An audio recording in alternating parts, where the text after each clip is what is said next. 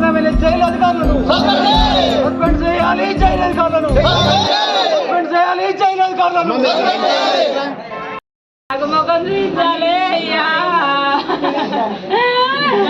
నా ఎద్దని మనిషి తీసుకొచ్చి ఆగం చేసిర్రు. అయ్యో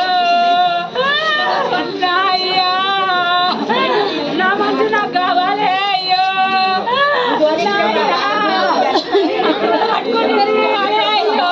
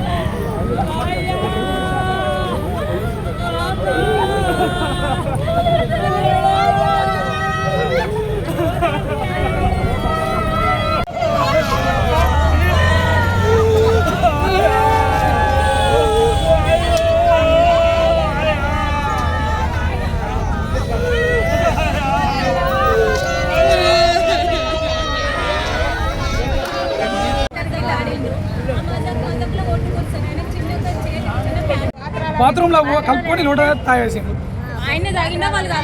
మాకు తెలియదు సార్. ఏం కావాలనుకుంటాం? మాకు అన్యాయంగా నిన్న ఐటమ్ సార్. నిన్న 2 గంటలకు పోయినాం సార్. అక్కడికి 2 గంటలకు సార్ వాళ్ళు ఏం చేసారు కదా అన్యాయంగా 2 ఆడపిల్లలు సార్. ఘోరంగా నిన్న నుంచి అన్నం తాగమాగం చేసి సార్ దారుణంగా సార్ వాళ్ళు నిన్న నైట్ 8 సార్.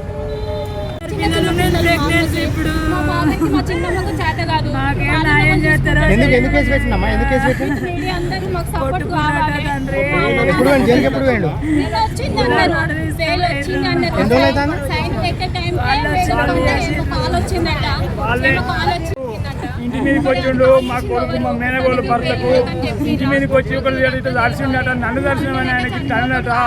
అన్నందుకు ఆయన దేవరపల్లి పోలీస్ స్టేషన్కి పోయి చక్కగా జరగాము జైలుకు రిమాండ్ చేపించిండు. చేపించినాక మాకు న్యాయం జరగాలి సారు.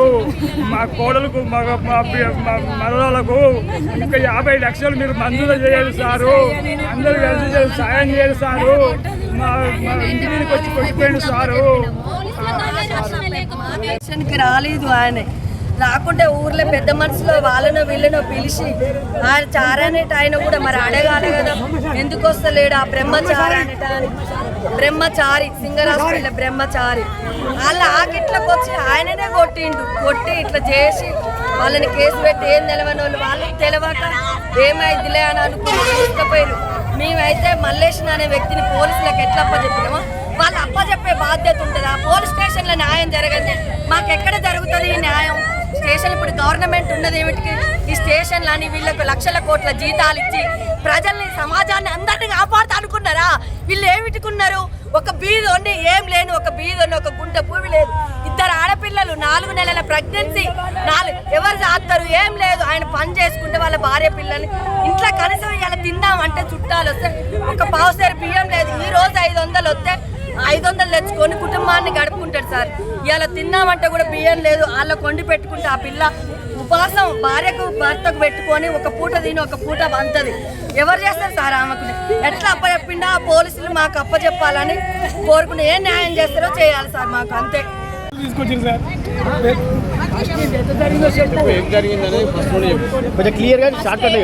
నిన్న సార్ ఫోన్ చేశారు, గవర్నమెంట్ హాస్పిటల్కి తీసుకొచ్చాను, మీ అన్నయ్య ఇట్లా పాయిజన్ తీసుకున్నాడని.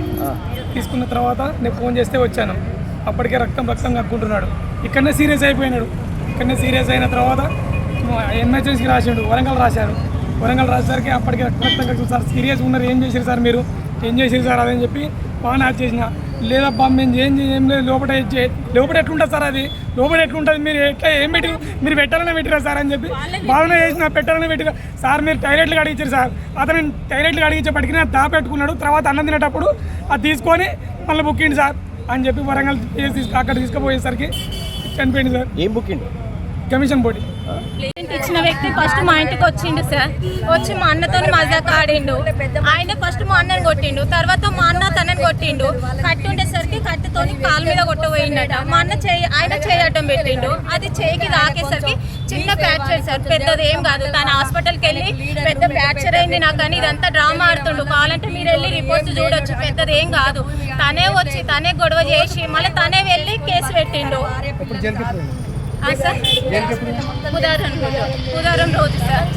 అంత చిన్న మ్యాటర్కి ఆయన కంప్లైంట్ ఇవ్వాల్సిన అవసరం లేదు సార్. వీళ్ళ ఇంట్లో చెప్పుకోవచ్చు, ఊళ్ళో చెప్పుకోవచ్చు. పెద్ద మనుషుల కాడికి వెళ్ళి నాకు ఇట్లా జరిగింది, ఏం న్యాయం చేస్తారంటే పెద్ద మనుషులు ఎవ్వరు రెస్పాండ్ కాకపోతే అప్పుడు కేసుకి వెళ్ళవలసింది, అప్పుడు పోలీస్ స్టేషన్కి వెళ్ళవలసింది.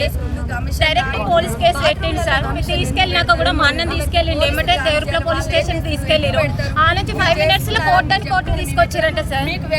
అంటే మధ్యలో ఏమో జరిగింది, అంత ఏం మర్డర్ చేయలేదు, ఇల్లు దగ్గర పెట్టలేదు, ఏం చేయలేదు, చిన్న ఫ్రాక్చర్.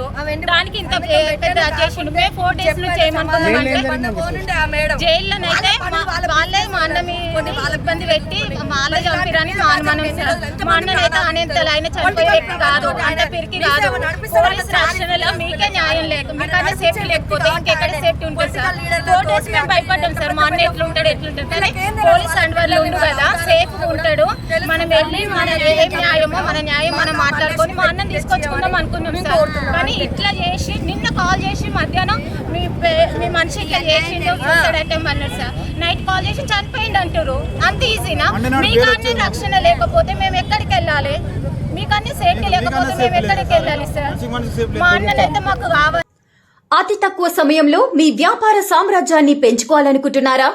తక్కువ ఖర్చుతో ఎక్కువ పబ్లిసిటీ చేయాలనుకుంటున్నారా? అయితే ఇంకెందుకు ఆలస్యం? మీ జేఎన్టీవీ తెలంగాణ ఛానల్లో అతి తక్కువ ఖర్చుతో ప్రకటనలివ్వండి. అత్యధిక లాభాలను సాధించుకోండి. వ్యాపార, వాణిజ్య, పాఠశాలలు, వైద్యశాలలు, హోటళ్లు, వస్త్ర దుకాణాలు, అన్ని రకాల వ్యాపార ప్రకటనల కొరకు సంప్రదించండి. మా ఫోన్ నంబర్స్ 8558280881 9247896607.